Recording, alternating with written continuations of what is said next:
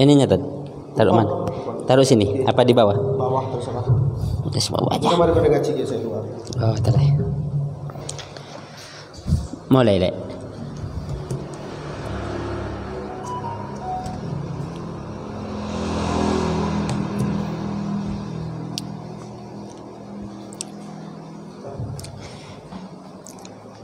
Bismillahirrahmanirrahim. Assalamualaikum warahmatullahi ta'ala wabarakatuh. Alhamdulillahilladzi bi ni'matihi tatimmus shalihat. Wassalatu wassalamu ala sayyidina Muhammadin sayyidis sadat wa ala alihi wa ashabihi ashabil fadail wal karamat wa ba'da. Alhamdulillah, teman-teman pemirsa sekalian yang ada di rumah dan juga yang ada di kantor NU ini, pada malam hari ini kita bisa melanjutkan acara rutinan yang diadakan oleh pemuda NU Kecamatan Geger. Mari kita doakan biar manfaatnya bisa terasa untuk saya pribadi khususnya dan kepada semua kalangan. Alhamdulillah, pada malam hari ini insyaallah saya akan membahas tentang sebuah qadiyah, yang mana qadiyah ini biasanya sering menjadi permasalahan di kalangan organ Nahdliyin yang kemudian dikritik oleh kelompok-kelompok di luar kita, dan ini banyak terjadi ketika hari-hari raya, itu at-tabarruk bis-sholihin, mengambil barakah dengan kuburan-kuburan orang soleh. Jadi insyaallah pada malam hari ini saya akan membahas tentang hukum mengambil barakah, hukum mengalap berkah dari orang soleh dan kuburan-kuburan orang soleh, ziarah ke makam orang soleh, itu apakah bersanad kepada Rasulullah atau berhenti di ulama-ulama salafun salihun. Baik, sebelum kita mulai, mari kita kirim Fatihah terlebih dahulu kepada seluruh muassis NU. Semoga kita mendapatkan berkah dari beliau-beliau semua. Ala hadihnya wa ala kulli tisalya ila hadratin Nabi Mustafa Muhammadin sallallahu alaihi wasallam wa ila ruhil marhum Kiai Hasyim Asy'ari wa ila jami' abahi wa ummahatihi wa jami' muassisi Jam'iyah Nahdlatul Ulama. Syai'ulillahi lahumul Fatihah. A'udzu billahi minasyaitonir rajim. Bismillahirrahmanirrahim. Alhamdulillahi rabbil alamin. Arrahmanirrahim. Maliki yaumiddin. Iyyaka na'budu wa iyyaka nasta'in. Ihdinas siratal mustaqim. Shiratal ladzina an'amta 'alaihim ghairil maghdubi 'alaihim waladdallin. Amin. Baik pemirsa sekalian, pada malam hari ini saya akan membacakan sebuah kitab yang berjudul At-Tabarruk bis-Sholihin. Kitab ini ditulis oleh Al-Imam Hisham bin Muhammad Haijar Al-Hasani. Kitab ini hanya 91 halaman, jadi enak kalau dibaca untuk dihatamkan.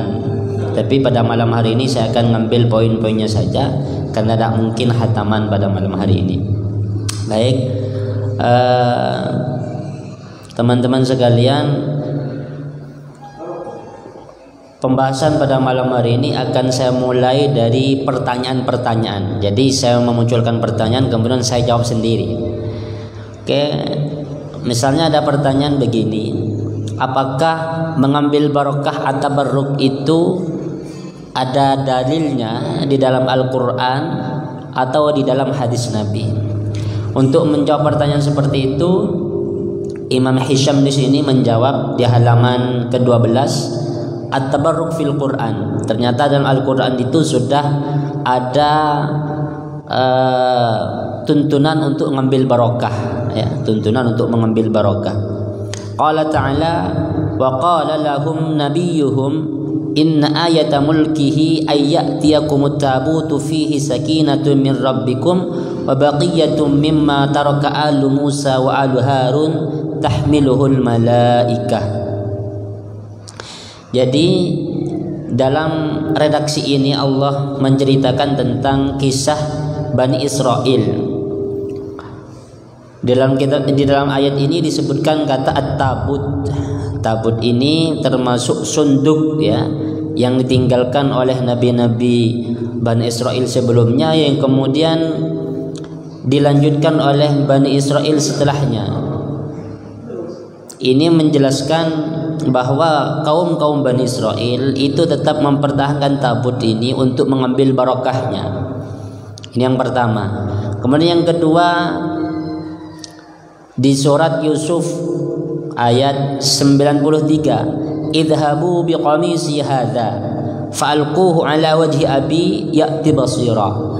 Ketika Nabi Yusuf memerintah saudaranya, idhabu biqamisi hadha, pulanglah kalian bawa gamisku ini, fa'alquhu ala wajhi abi, kemudian lemparkan ke wajah ayah kita, yaitu Nabi Yakub ya. Ya'ti basira, maka niscaya abi bapak akan melihat lagi. Ini istishfa istilahnya. Kalau dalam ilmu fikih ada bahasa istishfa. Istishfa itu berobat, dari syifa ya, mencari kesembuhan melalui gamisnya Nabi Yusuf.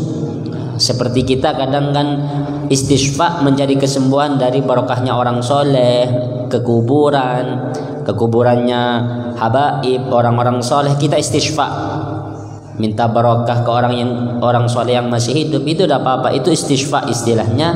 Dalam fikih itu dibenarkan. Nah, dalam Al-Quran juga ada. Dulu Nabi Yusuf istishfa dengan gamisnya diberikan kepada ayahnya. Ketika Nabi Yakub ini tidak bisa melihat, diakibatkan sering menangis karena kehilangan Nabi Yusuf. Ternyata benar, ya'ti basira. Kemudian fabarakatul qamis alladhi massa jasad sayyidina Yusuf rudda basaru sayyidina Yaqub ilaihi. Dengan barakahnya gamis alladhi massa jasad sayyidina Yusuf, yang pernah menyentuh tubuhnya Nabi Yusuf, rudda basaru sayyidina Yaqub ilaihi, kemudian penglihatannya Nabi Yakub dikembalikan oleh Allah. Ini barokahnya gamis. Jadi di sini menceritakan bahwa Nabi Yakub itu istishfa atau tabarruk dengan gamis yang pernah dipakai Nabi Yusuf. Seperti kita misalnya tabarruk, nanti ada ya, apakah bisa orang-orang soleh itu dikiaskan kepada Nabi? Ada. Kadang ada yang mengkritik begini, loh itu kan Nabi Yusuf kan Nabi Muhammad Nabi, bagaimana ke orang-orang soleh yang bukan Nabi? Sama, nanti ada penjelasannya di belakang. Jadi karena berkat gamis atau kemeja yang pernah nyentuh tubuhnya Nabi Yusuf, kemudian diberikan kepada Nabi Yakub yang penglihatannya terganggu, ternyata penglihatan Nabi Yakub sembuh.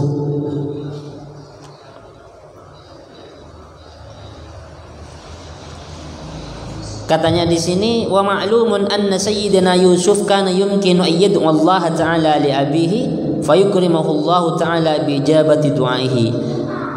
Kita yakini Nabi Yusuf itu punya kekuatan, punya potensi untuk berdoa kepada Allah, dan oleh Allah pasti diijabah doanya. Falimadza arsalal qamisa ilaihi. Kemudian apa alasannya Nabi Yusuf kok masih mengirim gamisnya? Kok tidak didoakan saja? Alaysa dzalika li hadhil khasiyah, tidakkah itu karena keistimewaan ini? Jadi Nabi Yusuf itu sebenarnya seandainya berdoa untuk kesembuhan Nabi Yakub bisa. Tapi kenapa kok ngirim gamis? Nah, ini untuk alhamdulillah, ini sebagai bukti atau dalil bagi kita bahwa at-tabarruk itu boleh. Karena begini, dalam Sayyid Muhammad Al-Maliki itu membagi tabarruk itu dua. Ada at-tabarruk bil af'al, ada at-tabarruk bil ashkhas. At-tabarruk bil af'al itu ulama sepakat boleh. Misalnya kita berbuat baik, bersedekah, sholat, puasa, kemudian kita mengharap barokah dari perbuatan baik itu dibolehkan, ulama sepakat. Yang kemudian menjadi perdebatan adalah at-tabarruk bil ashkhas, mengambil barokah dengan benda-benda. Nah, ini dengan batu, dengan cincin, dengan pedang dan semisalnya. Atau yang dimaksud khas juga dengan manusia. Nah, ini termasuk at-tabarruk bil ashkhas, tabarruk dengan kemejaan Nabi Yusuf. Ya. Kemudian yang ketiga yang dari Al-Quran adalah di surat Al-Maryam ayat 31 ketika Allah menceritakan tentang Nabi Isa, wa ja'alani mubarakan aynama kuntu, kata Nabi Isa, dan Allah menjadikan saya mubarakan orang yang banyak barokahnya, aynama kuntu, dimanapun saya berada, katanya Nabi Isa. Allah menceritakan Nabi Isa. Yang dimaksud mubarakan di sini qalat Tabari, katanya Imam Tabari, yang dimaksud mubarakan itu ai ja'alani nafa'an, membuat menjadikan saya sebagai orang yang membawa manfaat. Jadi barokah itu bisa juga ada di tubuh seseorang. Itu maksudnya. Bisa diambil barokahnya, bisa bermanfaat gitu. Itu adalah dalil-dalil tabarruk yang bisa kita dapat, yang bisa kita lacak, cek di dalam Al-Quran. Nah, setidaknya ada 3 sudah ya. Sebenarnya kalau kita mau cari lagi banyak. Setidaknya ada 3 yang saya sebutkan karena tidak mungkin saya sebutkan semua. Oke, itu yang dari Al-Quran. Sekarang yang dari hadis. Apakah ada at-tabarruk bin Nabi sejak masa Rasulullah? Nah, ini bukan cuma 1 atau 2, ini banyak sekali kalau tabarruk di masa Rasulullah itu. Bahkan sampai Rasulullah pun itu mengambil barokah ya, mengambil barokah dari tangan-tangannya orang Islam. Rasulullah itu mengambil barokah dari tangan-tangannya orang Islam. Nah, ini Rasulullah itu mengambil barokah min aidil muslimin. Anna Rasulullah sallallahu alaihi wasallam kana yab'atsu ila al-matahir fayu'ta bil ma'i fayashrabuhu yarju barakah aidil muslimin. Rasulullah itu mengutus seseorang untuk bersih suci. Kemudian Rasulullah minta agar dibawakan air menggunakan tangannya. Tujuannya apa? Yarju barakata aidil muslimin. Ini Rasulullah minta barokah dari orang Islam yang masih hidup. Nah, itu di masa Rasulullah sudah ada. Rasulullah mengambil barokah ke umat muslim. Kalau sahabat yang mengambil barokah kepada Rasulullah, wah itu tambah banyak sekali. Pada masa Rasulullah di sini diceritakan banyak sekali sahabat-sahabat yang at-tabarruk dengan jasad Rasulullah, yang mengambil barokah dengan jasad Rasulullah. Yang pertama, at-tabarruk bi sya'rihi sallallahu alaihi wasallam, mengambil barokah dengan rambut Nabi.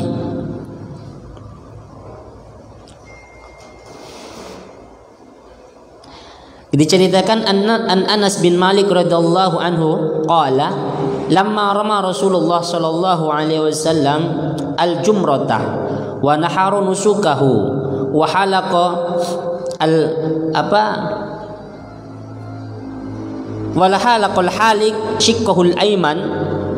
Kemudian ada yang mencukur Rasulullah, thumma da'a Abu Talha al-Ansari fa'atahu iyahu. Kemudian rambutnya oleh Rasulullah diberikan kepada Abu Talha al-Ansari. Thumma nawalahu asyikul aisar ihlik fahaliqahu. Kemudian nyuruh oleh Abu Talha dicukur juga, fa'atahu Abu Talha faqala iksimhu bainan nas. Bagikan Abu Talha rambut ini di antara manusia. Jadi apa tujuannya Rasulullah memerintah seperti itu? Ini Rasulullah sendiri, rawahu Muslim, hadis sahih. Ini bukan hadis yang diperdebatkan ya. Karena setiap bulan Ramadan itu pasti ada perdebatan tentang hadis fadilah tarawih. Itu pasti itu, hadis fadilah tarawih yang ada dalam kitab Durratun Nasihin yang mana ditulis oleh Utsman bin Hasan al-Qubawi. Nah, Durratun Nasihin itu ditulis oleh Imam Utsman bin Hasan al-Qubawi. Itu pasti setiap bulan Ramadan. Nah, ini rawahu Muslim, diriwayatkan Imam Muslim.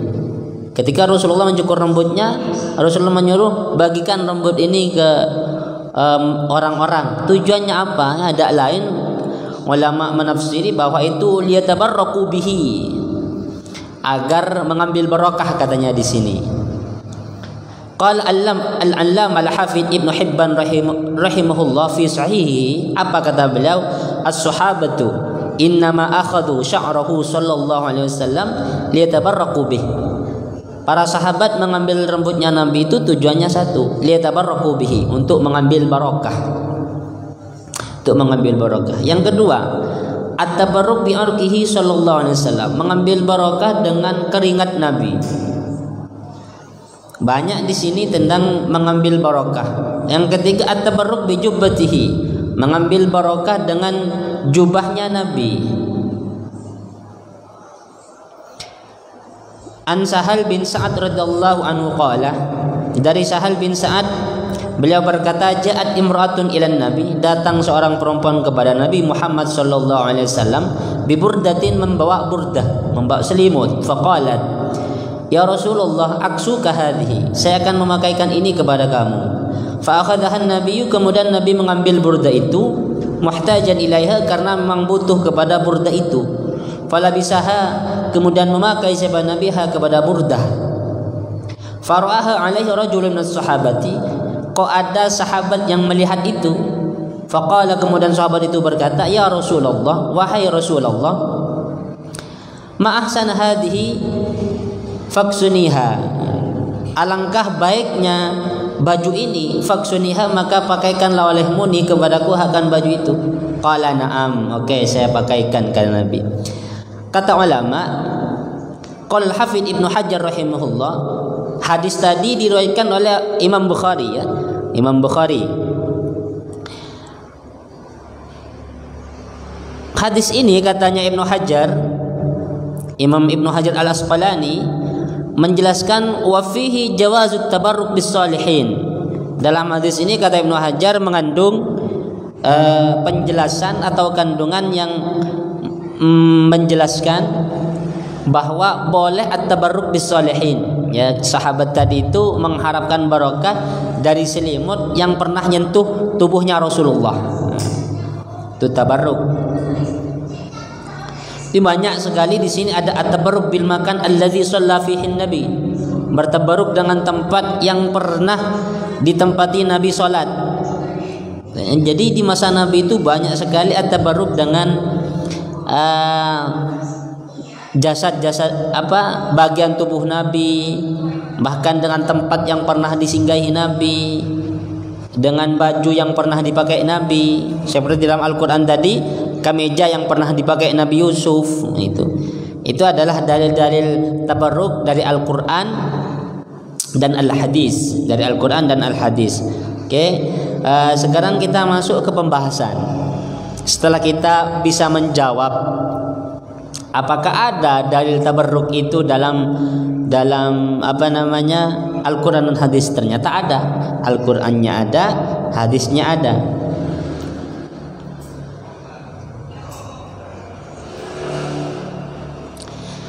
Kemudian apakah boleh bertabarruk dengan benda-benda selain orang soleh? Misalnya tabarruk dengan batu yang ada di kuburannya Rasulullah. Misalnya kan orang kadang mengambil batu di kuburannya ulama siapa, mengambil batu di kuburannya Habib siapa. Apakah itu boleh?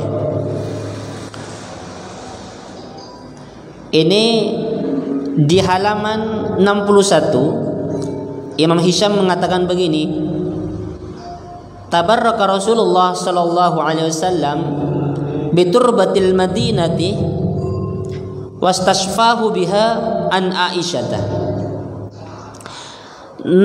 Nabi pernah mengambil barokah dengan debu yang ada di Madinah dan mengambil manfaat, minta istishfa, minta kesembuhan melalui debu itu.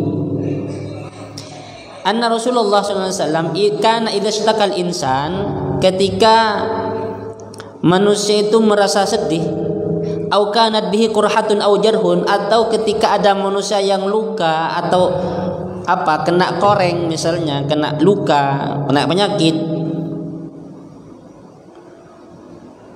Qala Nabi sallallahu alaihi wasallam bi usbu'ihi hakadha. Kemudian Nabi Muhammad sallallahu alaihi wasallam itu berkata sambil meletakkan tangannya. Ini hakada itu Nabi Rasulullah mempraktikkan hakada. Gimana bacaannya Rasulullah? Bismillahi turbatu ardina biriqati ba'dina yushfa saqimuna biizni rabbina. Ini doanya Rasulullah. Jadi Rasulullah ngambil debu Madinah, kemudian kata orang sakit, tangannya Rasulullah dikasih debu Madinah, kemudian setelah itu tangannya diletakkan di tubuhnya yang sakit sambil membaca Bismillahi turbatu ardina biriqati ba'dina yushfa saqimuna biizni rabbina. Rawahul Bukhari wa Muslim. Rawahul Bukhari wa Muslim. Jadi Rasulullah itu mengambil barokah dengan debu yang ada di kota Madinah. Dengan debu yang ada di kota Madinah, dan istisfa Rasulullah pakai debu itu. Tapi dengan catatan harus yakin, meskipun melalui hal-hal itu, kalau dalam fikih disebut al-wasaid, perantara ya. Kalau ingin mempraktikkan seperti itu harus punya keyakinan bahwa al-mu'assir huwa Allah, yang mengendalikan itu, yang memonopoli kesembuhan itu adalah Allah, bukan dari debu itu atau dari batu atau dari air minum yang didapatkan dari orang-orang soleh, bukan ya.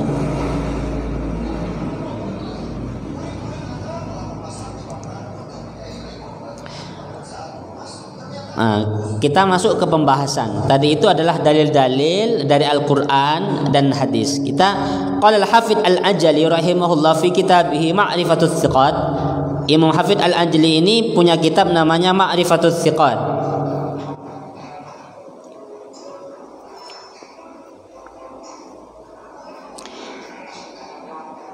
Berkata apa? Beliau berkata, Amr bin Qais al-Mala'i kufiyun thiqatun min kibaril kufiyin muta'abbidun wa kana Sufyan ya'tihi yusallimu alaihi yatabarraku bihi. Jadi Imam Sufyan ini kalau lagi butuh, beliau mendatangi kuburan, mendatangi seorang soleh namanya Umar bin Qais al-Mala'i kufiyun siqatun min kibaril kufiyin muta'abbid. Imam Sufyan datang kepada beliau, yatabarraku bihi, minta barokah kepada beliau, Jadi ini boleh, tabarruk bis sholihin itu boleh-boleh saja, asalkannya tadi itu syaratnya harus meyakini bahwa al-mu'athir huwa Allah, yang mengendalikan, yang memonopoli, yang yang punya kekuasaan atas kesembuhan itu adalah Allah. Makanya dalam bab ijarah, dalam fikih itu, dalam Fathul Mu'in dijelaskan, kalau misalnya kita berobat ke rumah sakit, kemudian kita sudah bayar mahal dokternya, obatnya kita bayar mahal, kok kemudian yang sakit tidak sembuh, padahal dokternya sudah spesialis, sudah mahir, sudah dokter yang bagus misalnya, kok tidak sembuh? Maka kata Syekh Al-Malibari, pihak yang sakit ini tidak boleh menuntut dokter, tidak boleh, karena yang disewa dari dokter adalah al-mu'alajahnya, pengobatannya, bukan kesembuhannya. Karena kalau kesembuhan itu adalah hak prerogatif Tuhan, haknya Allah, Allah yang bisa menyembuhkan. Makanya tidak boleh istirdad, tidak boleh rujuk, tidak boleh narik kembali uang yang sudah diberikan. Misalnya nuntut, ini anak saya tidak sembuh, saya mau nuntut, saya mau tarik kembali uangnya, tidak boleh. Karena yang kita harapkan, yang kita sewa dari dokter itu ya mu'alajahnya, pengobatannya, bukan kesembuhannya. Kalau kemudian kita menyewa ke dokter, ijarah ke dokter, kemudian dengan syarat harus sembuh, ijarahnya batal, itu ijarahnya masuk ijarah yang batal. Ini juga ada bab at-tabarruk bisiyabis sholihin, mengambil barokah dengan baju-bajunya orang soleh, mengambil barokah dengan baju-bajunya orang soleh. Ini juga dibolehkan ya. Qala al-Hafidz Ad-Diya Al-Muqaddisi Al-Hambali rahimahullah. Ini Imam Ahmad golongan Hambali bermadhab Hanabalah ya. Madhabnya biasanya kan orang-orang Wahabi itu kan afiliasinya ke Ibnu Taimiyah. Ibnu Taimiyah ini kan madhabnya Ahmad bin Hanbal. Sami'tul Hafidh Aba Musa ibn al-Hafidh Abdul Ghani haddatsani Abu Muhammad akhul Yasimini qala kuntu yawman inda walidik. Saya suatu ketika suatu hari mendatangi orang tuamu. Kuntu ashtahi, saya mengadu, asal saya punya keinginan, lau anna al-hafidh yu'tini thawbahu hatta akfuna fihi falamma aradtu al-qiyama khala'a thawbahu alladhi yali jasadahu wa'tanihi fabaqiyat thawbu indana wa kullu man marada tarakahu alaihi fayu'afa katanya. Suatu ketika Imam Hafidh ini datang minta bajunya. Ketika itu diberikan bajunya, beliau memberikan bajunya kepada saya. Kemudian wa kullu man marada tarakuhu alaihi fayu'afa. Setiap orang sakit yang memakai baju itu pasti sembuh katanya. Pasti sembuh. Nah, ini at-tabarruk bisyabi sholihin. Minta barokah, mengambil barokah dengan baju-bajunya orang soleh. Itu tidak apa-apa. Ini yang diceritakan oleh Al-Hafidh Abdi Al-Muqaddisi Al-Hambali, madhabnya Hambali.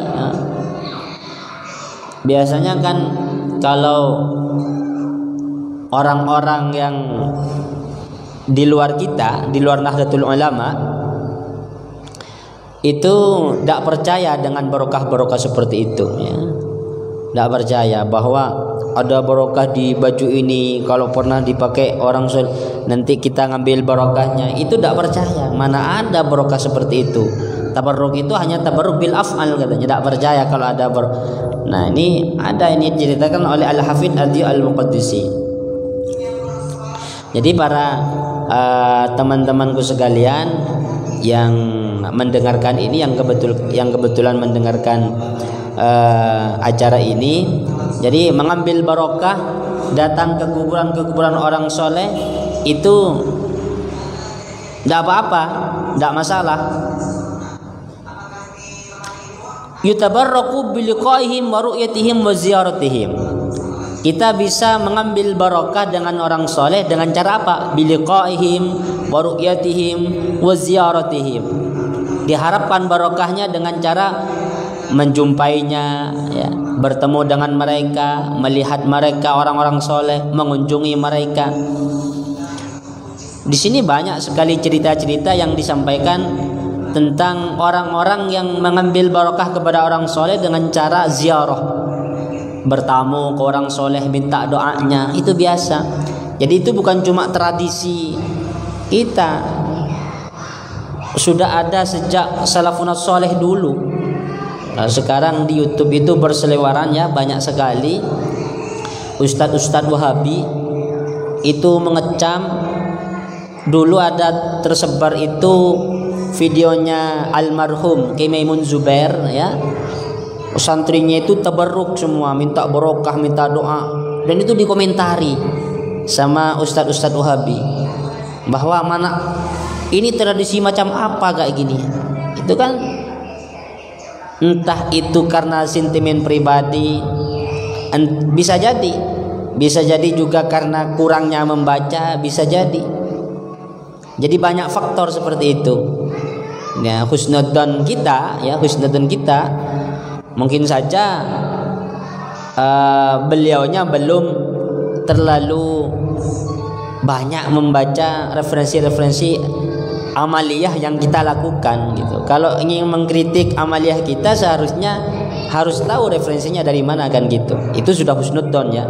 Kalau suudzon kan lebih parah lagi. Husnudzon kita, beliau-beliau itu belum membaca. Ini kan perlu saya sampaikan kenapa saya membahas tabarruk bis sholihin seperti ini, karena itu sampai sekarang masih ada.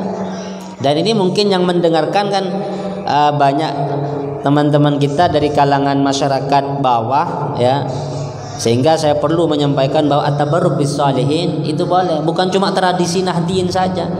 pergi ke ulama, pergi ke kiai kita, sowan, tabarruk bisalihin.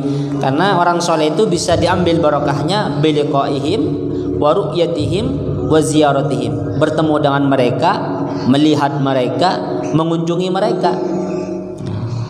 Jadi, tapi yang tidak boleh itu, ini ada kitab bagus ini namanya Husnus Siyar fi bayani ahkami anwa'in minat tasyabbuh bil ghair.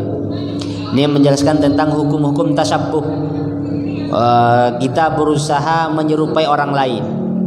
Tasyabbuh itu dalam kitab ini ada 4. Ada tasyabbuhur rajuli bil mar'ati, ada tasyabbuhul mar'ati bir rajuli, ada tasyabbuhul muslimi bil kafiri, ada tasyabbuh ghairi shalih bis shalih. Menyerupainya orang yang tidak soleh dengan orang yang soleh. Tasyabbaha ghairus soleh biziyyis solihin. Orang yang tidak soleh berusaha menyerupai perbuatannya atau pakaiannya orang-orang soleh. Itu tidak boleh. Kalau sudah tahu dirinya tidak soleh, kemudian dia menyerupai, misalnya pakai baju kayak orang soleh, surban, padahal dirinya tidak soleh. Kemudian itu tidak boleh, katanya Al-Allamah Al-Wara Al-Hujjah Sayyid Muhammad Iwadus Syarif Ad-Dimyati Asy-Syafi'i. Tidak boleh seperti itu. Jadi kalau misalnya begini kata beliau dalam kitab ini, seandainya ada orang berpakaian seperti orang soleh, kok ada orang yang ngasih sesuatu kepada orang yang berpakaian seperti orang soleh ini, kan? Karena menduga ini orang soleh, saya mau tabarruk. Saya tabarruk, minta doa, setelah doa misalnya cabis, kasih bisyarah, kasih salaman, karena menyangka dia orang soleh. Benar-benar doa, akhirnya dikasih 100.000. Itu gak boleh diterima, harus dikembalikan itu uangnya itu, karena dia menipu. Jadi lau aqqa syai'an bidanni fihi sifatun, karena apa? Bidanni fihi anna fihi sifat, anna fihi min sifatis sholihin ya. Kalau ada orang memberikan sesuatu karena menduga bahwa di orang itu ada sifatnya orang soleh, kok ternyata dia tidak soleh, maka pemberian itu harus dikembalikan. Pemberian itu harus dikembalikan ya.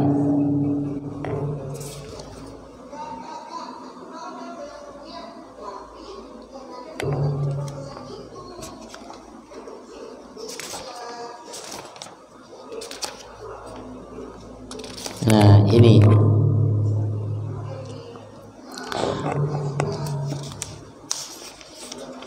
oleh karena itu beliau melarang ini, anna kullaman